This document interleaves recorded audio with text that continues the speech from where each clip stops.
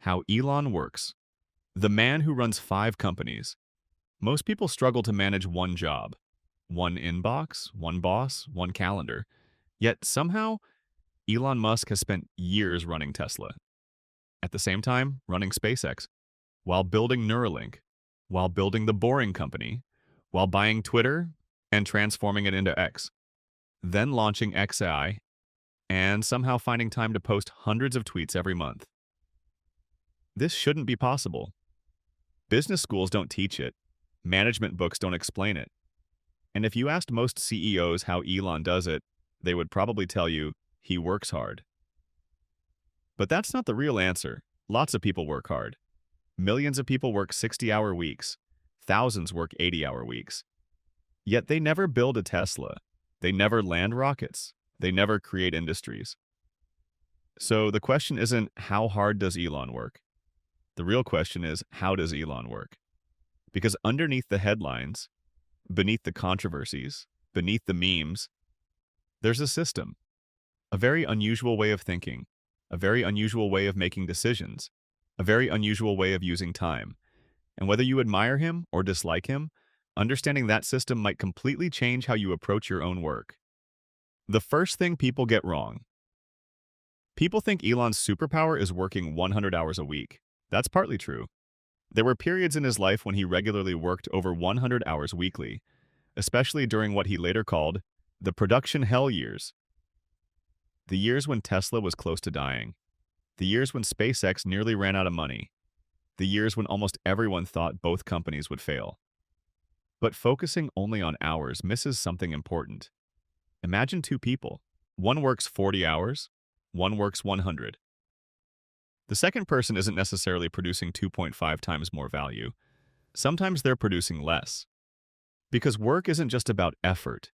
It's about leverage. It's about attention. It's about knowing where to focus. And this is where Elon becomes different. He doesn't think of himself primarily as a manager. He thinks of himself as an engineer. That sounds small, but it changes everything. Most executives manage people. Elon manages problems. Most executives ask, who should handle this? Elon asks, what's actually causing this? It's a subtle difference, but yet it completely changes how decisions get made. The engineer mindset. When Elon walks into a meeting, he doesn't care much about job titles. He doesn't care much about hierarchy. He doesn't care whether an idea came from an intern or a vice president. What matters is it true? Does it work? Can it be proven? This comes from engineering. Engineering doesn't care about status. Physics doesn't care about opinions. Reality doesn't negotiate. A rocket either reaches orbit or explodes. A battery either works or doesn't. A car either drives or it doesn't. And because Elon spent years thinking like an engineer, he developed a habit that appears throughout his companies.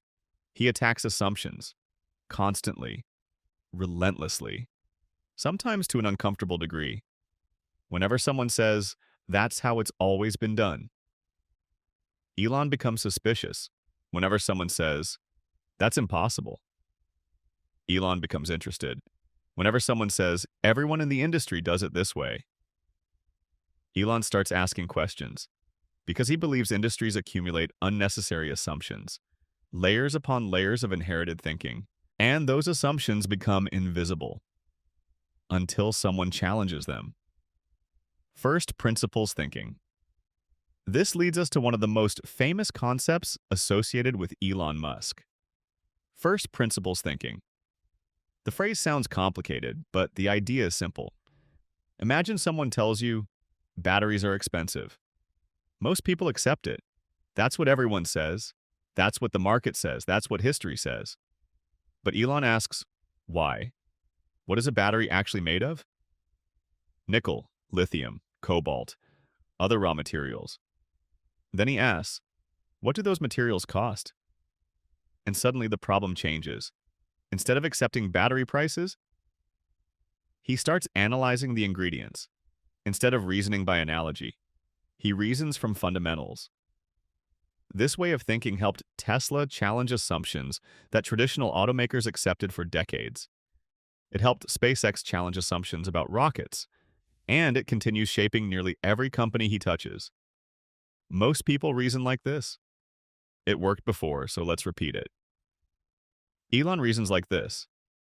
What are the fundamental truths and what follows from them? One approach creates incremental improvement, the other occasionally creates revolutions. Why Elon hates meetings. Now here's where things get interesting. Most companies spend enormous amounts of time communicating. Meetings, reports, presentations, status updates, approval chains, layers of management. The bigger the company becomes, the more communication it requires, or at least that's what people believe. Elon sees communication differently. He believes excessive communication often signals a problem, because communication itself creates overhead. Think about it. If 10 people need to approve something, everything slows down. If information must travel through 5 managers, everything slows down. If employees spend their day attending meetings, actual work decreases. Elon once sent a company-wide email with a simple message. Avoid large meetings. Leave meetings if you're not contributing. Don't use acronyms unnecessarily. Communicate directly, even if it bypasses hierarchy. This shocked many traditional managers. Because traditional organizations often protect structure, Elon protects speed, and speed, in his mind, is survival, especially when competing against larger companies. The obsession with speed. One of the biggest lessons from Elon isn't productivity, it's velocity, speed of learning, speed of decision-making, speed of execution. Most companies move slowly because they're afraid of mistakes. Elon accepts mistakes as the cost of moving faster. At SpaceX, rockets exploded. Many exploded. Each explosion generated headlines, criticism, mockery, predictions of failure. But every explosion also generated data. Every failure taught something. Every failure accelerated learning. Traditional aerospace companies often optimized for avoiding failure. SpaceX optimized for learning quickly, and over time, learning quickly became an advantage. The same pattern appeared at Tesla. The same pattern appears across Musk's companies. He believes slow perfection often loses to fast iteration. Not always, but often enough to matter. Elon's real calendar. People imagine billionaire CEOs spending their days making grand strategic decisions, giving speeches, attending conferences, networking. That isn't how Elon became Elon. For years, former employees described something different. His calendar was divided into incredibly small chunks. 5-minute blocks. Tiny slices of time. Every section assigned to something specific. Engineering reviews, design reviews, production reviews, manufacturing problems, product discussions, technical questions. Not because he enjoys being busy, but because he treats attention as a scarce resource. And that's another key principle. Most people protect their time. Elon protects his attention, because time isn't the ultimate bottleneck. Attention is. You can sit at your desk for 10 hours, but if your attention is scattered, those hours disappear. Elon structures his day to keep attention concentrated on the highest leverage problems. And that's where the story becomes even more fascinating, because the way he chooses those problems may be the most important part of all. Part 1 ending. Most CEOs spend their careers managing organizations. Elon spends his career attacking constraints. Every day he wakes up asking, what's slowing us down? What's unnecessary? What's broken? What's assumed? What's possible? And that relentless search for bottlenecks is what allows one person to influence multiple companies simultaneously. But here's the surprising part. The secret isn't that Elon works on everything. It's that he's extremely selective about what deserves his attention. And once you understand how he chooses those priorities, you start to see why his companies move differently from almost everyone else. Imagine a factory producing 10,000 products a day. Everything seems busy. Machines are running, employees are working, meetings are happening, reports are being generated. From the outside, it looks productive, but imagine one machine in that factory can only process 1,000 units daily. Suddenly, it doesn't matter how efficient everything else becomes. That one machine determines the entire system's output. It's the bottleneck. And this is how Elon sees almost everything. Not just factories, not just companies, life itself. Most people try to improve everything. Elon looks for the constraint, the single thing limiting progress. Because fixing the bottleneck changes the entire system. Improving something that isn't the bottleneck often changes nothing. This sounds obvious, yet most organizations ignore it. They spread effort evenly. They optimize what is easy. They chase visible problems. Meanwhile, the real constraint remains untouched. And that's why Elon often appears obsessed with details that other CEOs would never touch. Because he's not chasing details, he's chasing bottlenecks. The Tesla factory crisis. In 2018, Tesla was in trouble. Serious trouble. The company was trying to scale production of the Model 3. Investors were worried. Critics were predicting bankruptcy. The media called it production hell. Tesla needed to massively increase output. Fast. Traditional CEOs would have spent most of their time in conference rooms, reviewing reports, talking to executives, creating committees. Elon did something different. He moved into the factory, literally. He slept there, walked production lines, studied machinery, talked directly with engineers, looked at the physical process. Because he believed the answers weren't in PowerPoint slides. The answers were on the factory floor. And eventually he discovered something. Parts of the manufacturing system had become too complicated. Automation had been added where humans could do the job better.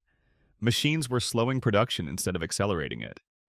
This led Elon to one of his most famous admissions, a rare moment of public humility.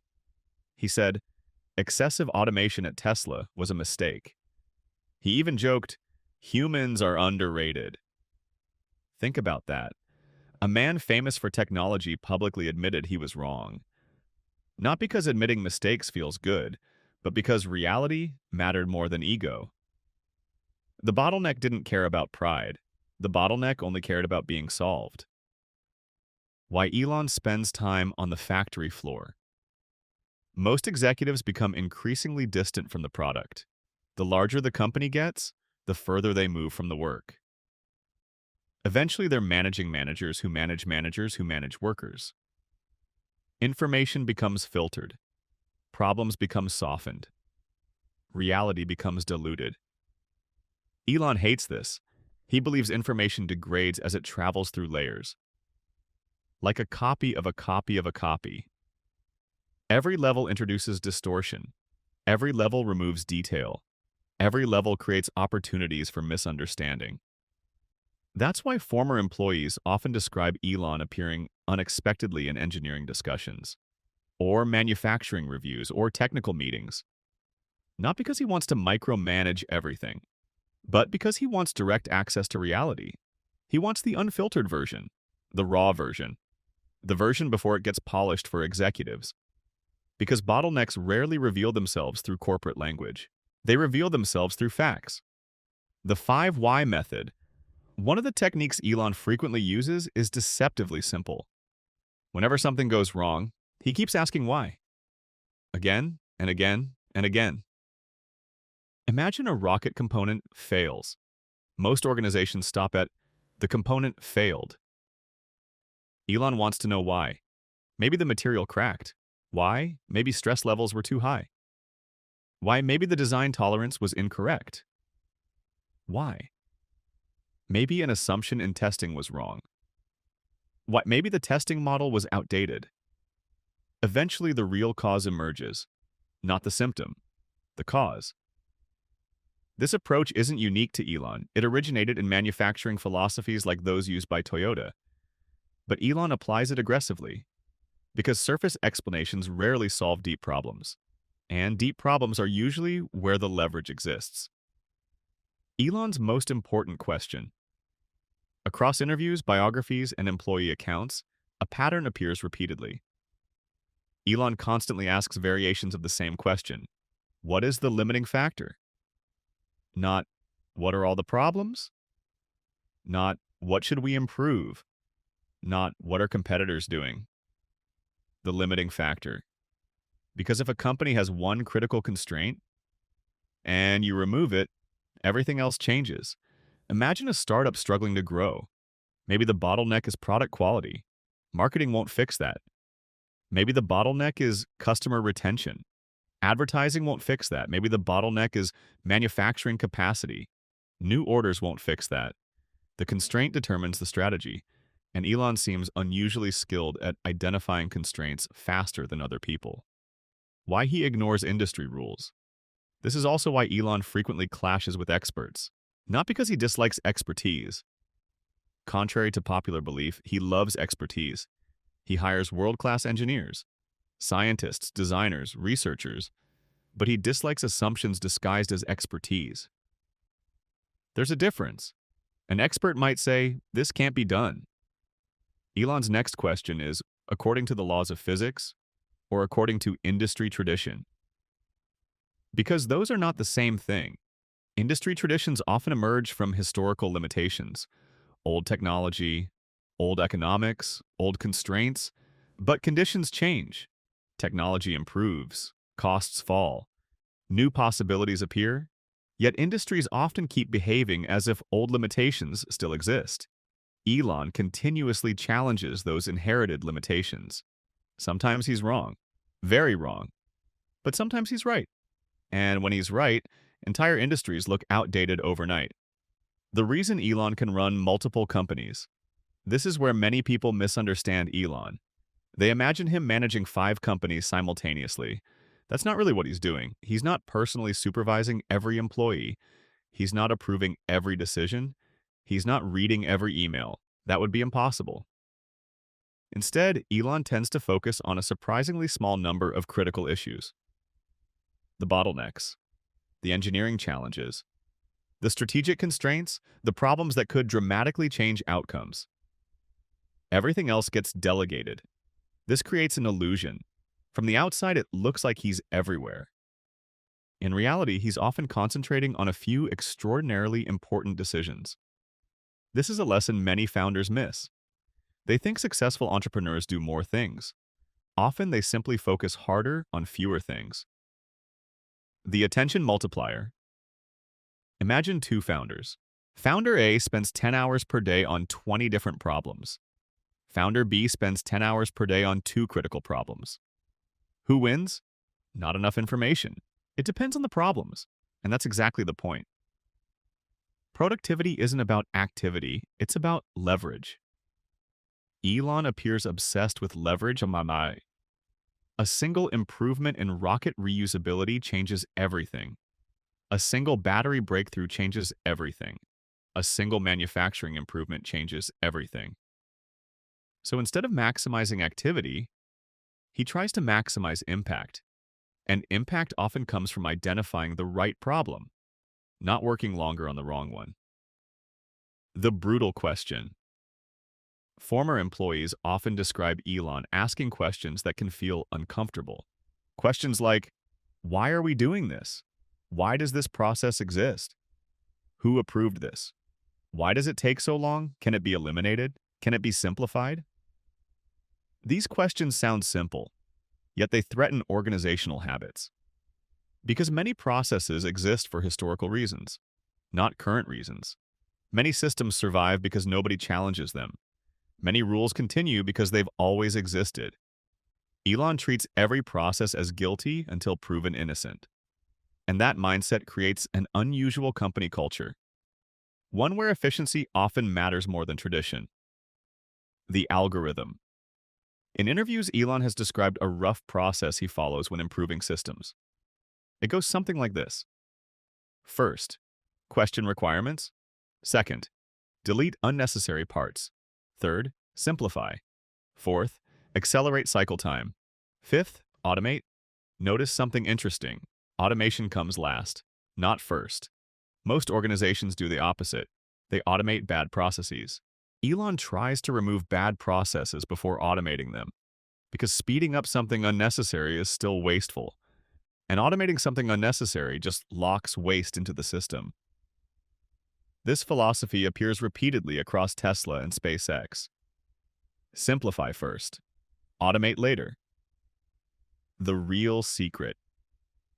People often ask, what's Elon's productivity system? What's his morning routine? What's his secret hack? But that's the wrong question. Because his advantage isn't primarily a routine. It's a way of thinking, a mental model, an obsession with reality, an obsession with bottlenecks, an obsession with first principles, a willingness to challenge assumptions, and perhaps most importantly, but a willingness to focus where others get distracted. Because every company has thousands of problems. Every entrepreneur has endless tasks. The challenge isn't finding work. The challenge is finding the work that matters most. And Elon has spent decades training himself to identify exactly that. Part 2. Ending. But understanding bottlenecks only explains part of the story. Because once Elon identifies the most important problem, he does something that many leaders struggle to do. He becomes relentlessly focused, sometimes to an extreme, sometimes to a controversial degree, sometimes to a level that employees describe as exhausting. Because Elon doesn't merely work hard, he enters a state that many people would consider unhealthy. A state where mission becomes more important than comfort, where urgency becomes a lifestyle, where impossible deadlines become a management tool. And whether that approach is genius or madness, it has become one of the defining characteristics of how Elon works. That was part 1. To continue, please click part 2.